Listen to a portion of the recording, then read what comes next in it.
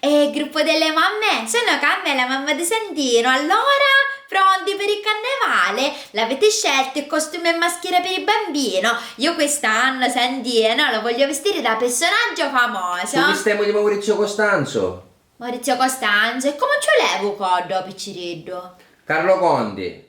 Callo Conde, Placido, c'è macchina a fare 100 euro di lampade. Senti, ma che stiamo ragionando? Che io sono le vestire di Fedez. De Fedens, lo so, me l'ha detto, mamma si vuole vestire di Fedens, ma io ci dissi, Santino mamma, se ti vesti da Fedens quest'anno, ogni anno ti c'è a vestire, perché tutti quei cose là, quei tatuaggi, io come ce li scancello, giusto mamme? Fatemi sapere, grazie. Laio, De Pupo. Pupo? Eh no, è troppo alto Santino. Che è vero.